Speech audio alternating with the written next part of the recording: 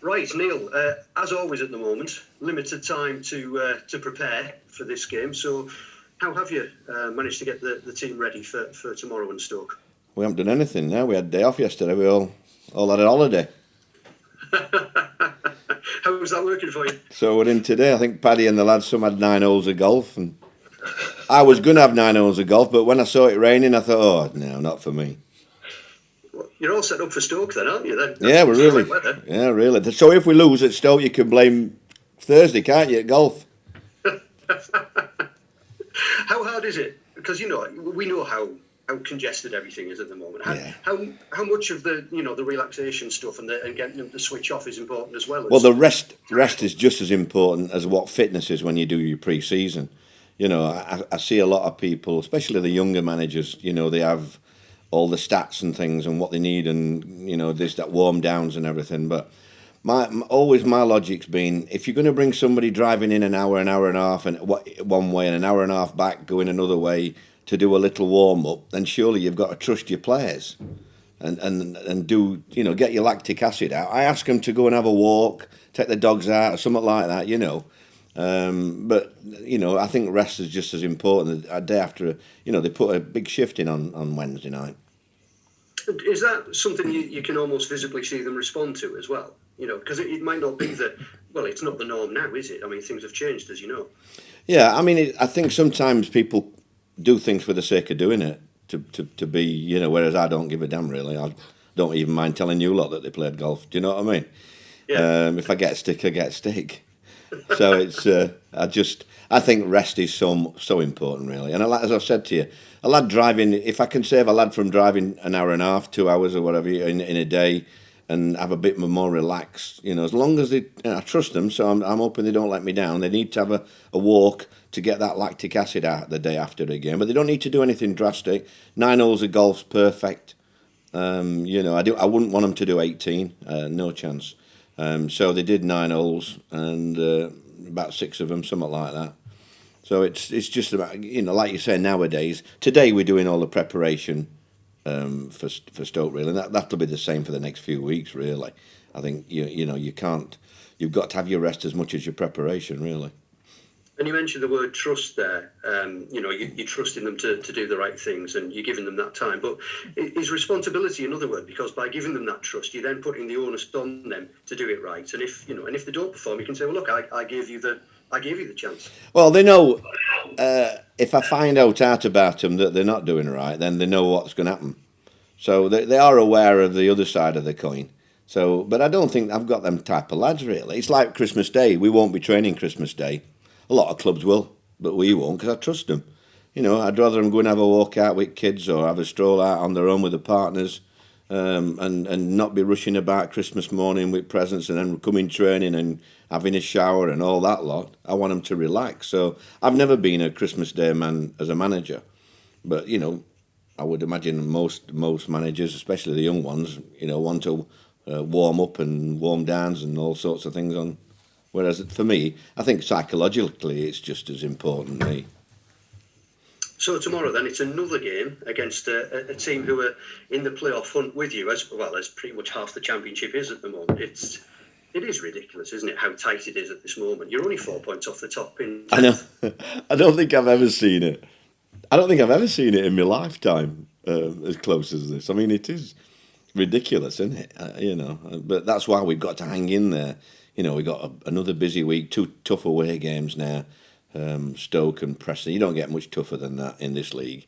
So, we've got to go there and try and come away with results, to keep us in that pack. It's always a cliche, isn't it, about can you do it on a cold afternoon in Stoke? But do you think there is anything a little bit different about playing there? Because certainly when Tony Pulis was there, they made great play of that, didn't they? They made great play of the fact that it was, a horrible place for teams to visit.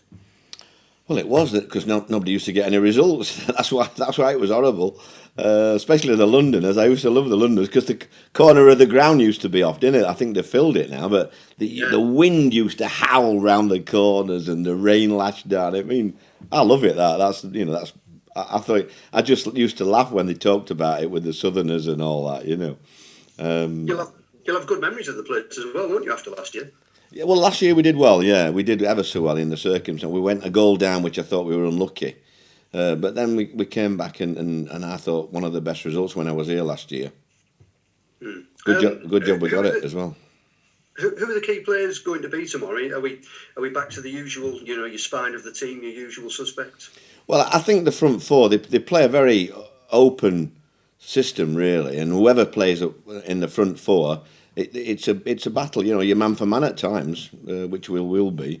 So it's whether we can cope with them and whether we can create it at the other end. It'll be hopefully a tight game. We don't want to give too much away, but it's always one. I think they've got some good players, mate. I mean, they've got hell of a squad. When you look at the lads who aren't playing, I mean, they've got two teams really that could play in the championship.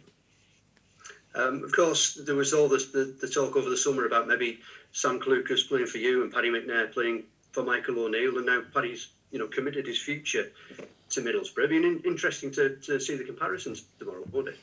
Well, a different. I mean, Sam's in midfield and Paddy's at the back, and I read somewhere that Paddy doesn't like playing at the back. I don't know who wrote that. I just think it's made to measure for him, and Sam's a good player. I don't think we were ever in line to get Sam. I think I just cheekily said that when they asked about Paddy, because I think Sam's about 10 million into something like that. So I don't think we ever had any chance of getting him.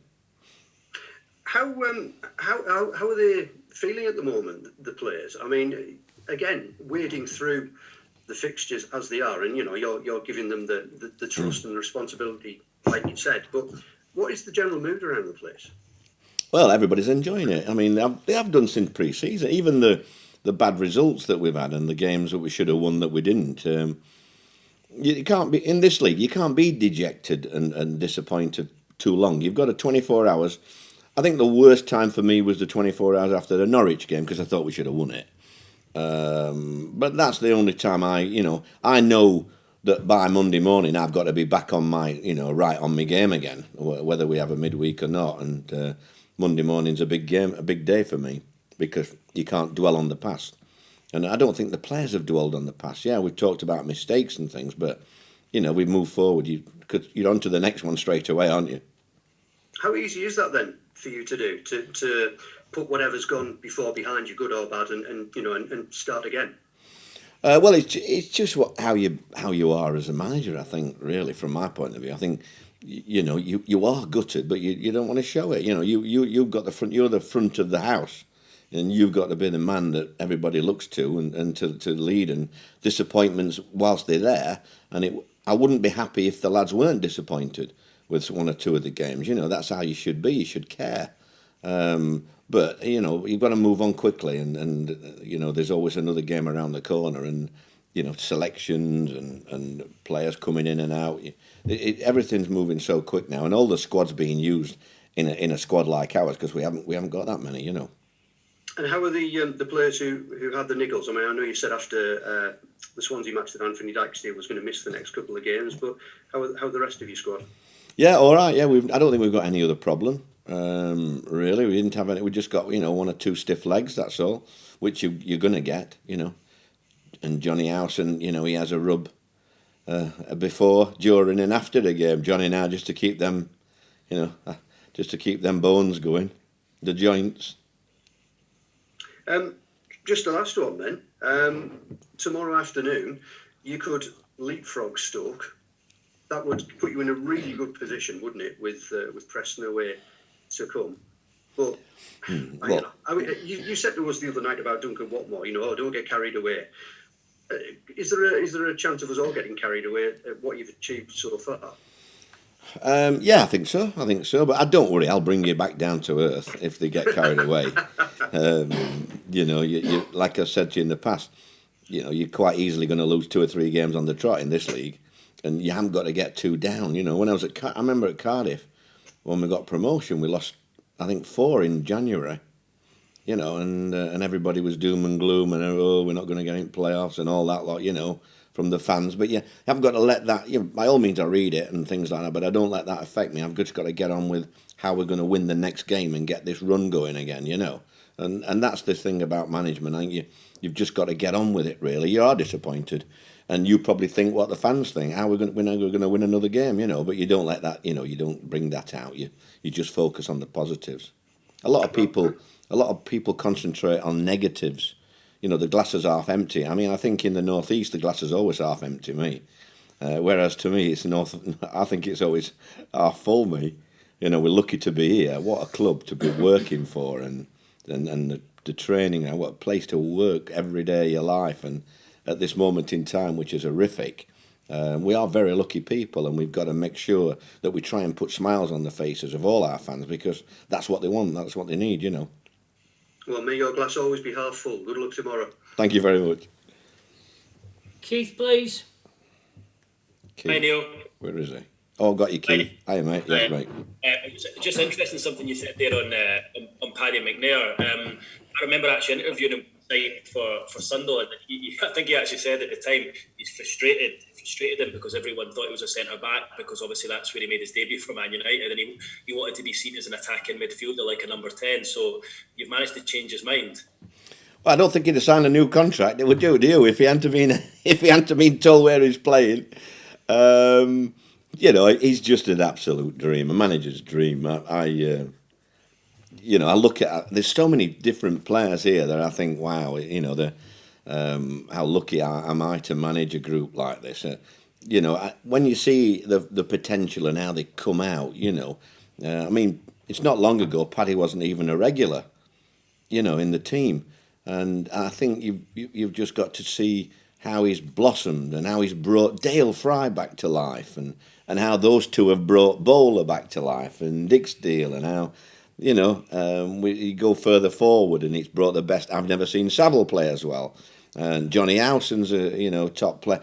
And then they bring out everybody. It seems to just be a thing that just builds up, and everybody gets a little bit more confident. I know you won't want to say it, given the fact that you've obviously just tied him down to a long-term deal, but I mean, do you think is Paddy, is he Premier League quality? Absolutely, yeah. I mean, I think there's a few of them are. I mean, you wouldn't get much better than Johnny Howson in the Premier League at the minute. You might say I'm been drinking a bit, but I'm telling you now, he's as good a midfield player as I've seen around at this moment in time, and deserved his new contract. And I wouldn't. I think if he had an opportunity to play, I don't think he'd let anybody down in the Premier League. And I think there's a few like that now. I don't think Dixdale or Bowler, and I don't think they will lose what they've gained in the last few months. I think they're both, even if we got fans back and they started booing them, I don't think it would affect them now. Whereas probably 6 months ago it might have affected them both. So do you think? But anyhow, if the fans come back, Keith, they won't be booing. So that's a little bit, Yeah, but do you think in some ways with those guys that you've mentioned there, the fact that they've been able to play without the pressure of the fans there has allowed them to kind of increase their confidence in that scenario, if you like? Absolutely, Keith. Yeah, I think that's been a massive plus for us regarding people like Bowler and Dixdale, because they are very, very, not insecure, but they're very quiet lads. And I would imagine criticism hurts them a lot, whereas some people macho. You might take it, some of the louder mouth lads might take it, be hurt underneath, but not show it. Whereas I think lads like Bowler and Dixdale are a little bit more, it affects them a bit more on that side. So without having fans and with our coaching and with being able to hear what we're shouting on in training and everything, I think it's worked out well. But now I want full houses now, Keith. I'd like to get full houses back now, because they're not going to change now, those lads. They've got that base. And just in Watmore, obviously, I think you said he was training for a few weeks before you obviously signed him up. Is that kind of a sign of the times, really, the way you have to kind of like wheel and deal at the moment? Not just Middlesbrough, but other clubs as well, because of the pandemic. But it looks as though you've kind of found a little gem there. Well, you've just got to look and see how we haven't got enough wide players really. I've always liked in the systems that we play to have an option of right and left that are going to score goals, going to chip in with 6 or 7 goals, and we've asked fullbacks to do that most of the season. So it was a great opportunity. We couldn't take him on straight away because of all the restrictions, but after, it was nice to be able to give him, even though it was a short-term deal. we've got that's the area that we'll be looking for. We've got to get some more goals from the wide areas, and Duncan naturally, when he's wide, naturally joins in with the striker, because that's in his game. So it's been a plus for us, and I was really pleased from the other night because, like I say, he's had a horrific couple of years, and to see him, back like that, I just thought about him driving home after the game the other night, and you don't get many nights like that as a player, and more than anybody, I think he deserved that the other night. From your point of view, you might have built a rod for your own back though by bringing someone in like that for free with the owner. Not really. I mean, Steve knows. I treat money as if it's my own, not just Steve's. I mean, if you look at what I've spent or what we've paid out, I think Steve will be quite pleased. Really, we haven't. I don't think we've had a full quarter of subs. I think we give Isaiah another on the bench the other night, another young lad. So I think we don't. I think sometimes you get carried away with money. Sometimes money's more bloody trouble than it is worth, really.